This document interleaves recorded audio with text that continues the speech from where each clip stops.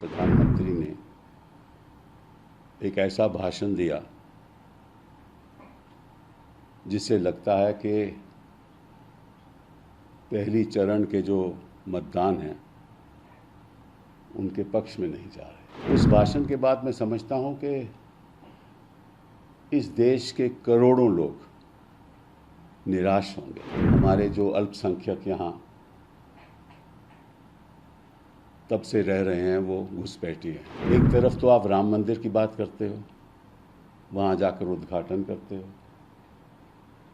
राम के आचरणों की बात करते हो, और दूसरी तरफ नफरत फैलाते हो। नफरत के घोड़े का दूल्हा बनकर आप कभी हिंदुस्तान को बरकरार नहीं रख सकते। अभी हाल ही में कल की ही बात है कि प्रधानमंत्री ने एक ऐसा भाषण दिया जिससे लगता है कि पहली चरण के जो मतदान हैं उनके पक्ष में नहीं जा रहे।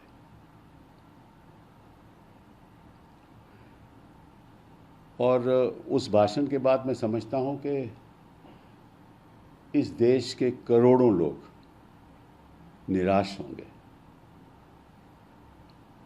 क्यों निराश होंगे? कि 1950 के बाद शायद ही ऐसा बयान किसी प्रधानमंत्री ने दिया होगा।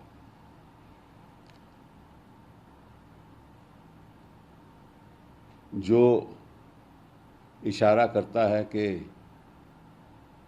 हमारे जो अल्पसंख्यक यहाँ तब से रह रहे हैं वो घुसपैठी हैं।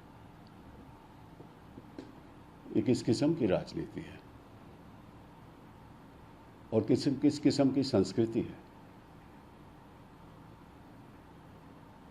एक तरफ तो आप राम मंदिर की बात करते हो, वहाँ जाकर उद्घाटन करते हो, राम के आचरणों की बात करते हो, और दूसरी तरफ नफरत फैलाते हो।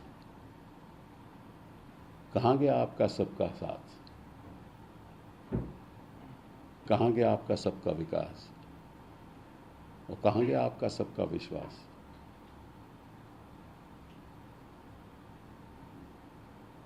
नफरत के घोड़े का दूल्हा बनकर आप कभी हिंदुस्तान को बरकरार नहीं रख सकते।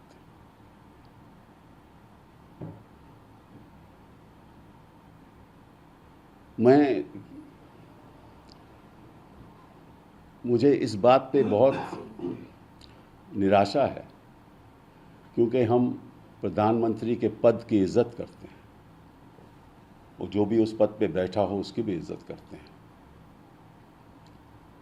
लेकिन जब प्रधानमंत्री इज्जत के लायक न रहे तो जो भी बुद्धिजीवी लोग हैं इस देश में उनको आवाज उठानी चाहिए। मैं कई बार कह चुका हूं कि मोहन भागवत जी भी चुप हैं। क्यों चुप हैं?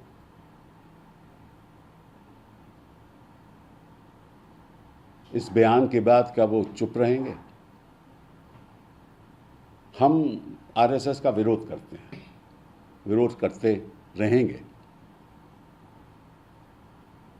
लेकिन मैं ये भी समझता हूं कि आरएसएस ने ये बातें मोदी जी को सिखाई नहीं होंगी। ये आरएसएस की भी संस्कृति नहीं है, वो चुपचाप जो मर्जी करें। उस दिन इनफैक्ट मोहन भागवत जी ने भाषण दिया जिसमें उन्होंने कहा कि सबको साथ लेकर चलना पड़ेगा, और इनके परिवार ने भी ऐसी संस्कृति इनको दी नहीं होगी। तो ये कहां से आई? मोदी जी क्या देश से अलग हो गए, ऊपर हो गए?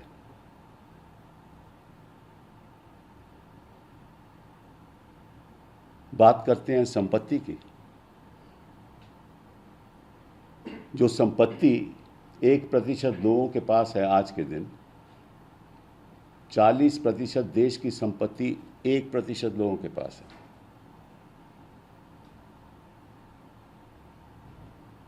और आप भाषण दे रहे हो कि महिलाओं के जेवर, महिलाओं के गहने, वो संपत्ति कांग्रेस पार्टी विस्फोटियों को देगी, टेररिस्ट को देगी।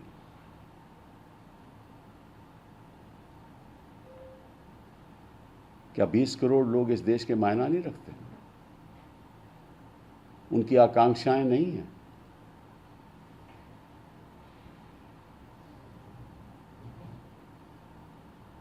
ये तो मैं समझता हूं कि इतनी गिरावट राजनीति में आ जाए,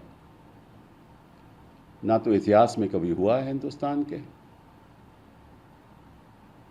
और ना मैं चाहता हूं हो। लेकिन एक सवाल मैं और पूछना चाहता हूं, वो ये है चुनाव आयोग से कि आपने तुरंत कोई कदम नहीं उठाया। क्यों नहीं उठाया? ये जो भाषण है, इसकी आपको निंदा करनी चाहिए, मोदी जी को नोटिस देना चाहिए, चैनल्स को आदेश देना चाहिए कि यह भाषण दोहराया ना जाए। आपको पीनल कोड की धारा 153A में मुकदमा दर्ज करना चाहिए,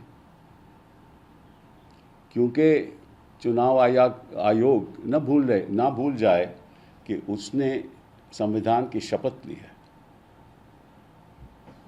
और उस अगर शपथ का वो उल्लंघन करेंगे और भेदभाव के साथ ऐसे भाषणों का साथ देंगे, तो ये ना तो चुनाव आयोग के लिए ना देश के लिए ठीक होगा।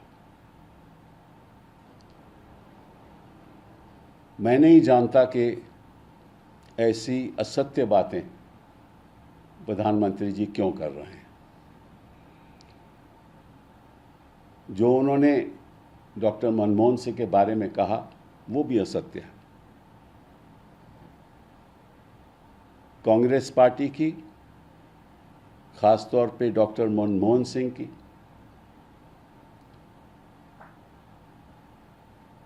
कभी भी ये मंशा नहीं रही कि देश की संपत्ति किसी एक वर्ग को जाए, एक संप्रदाय को जाए। कांग्रेस पार्टी की, डॉक्टर मनमोहन सिंह की हमेशा ये नीति रही कि जो वंचित लोग हैं, जो शेड्यूल्ड कास्ट हैं, शेड्यूल्ड ट्राइब हैं,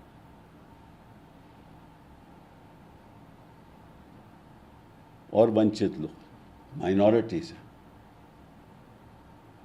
उनका उत्थान बहुत ज़रूरी है। क्योंकि अमीर लोग तो अपने देखभाल कर सकते हैं, लेकिन उनकी देखभाल प्रशासन ही कर सकता है, शासन ही कर सकता है, देश ही कर सकता है। और ये सही भी है। और ऐसे भड़काऊ भाषणों के देने के बाद अगर आप नफरत फैलाएंगे, तो इसका मतलब है कि आप भूल गए हो सबका साथ, आप भूल गए वो सबका विकास।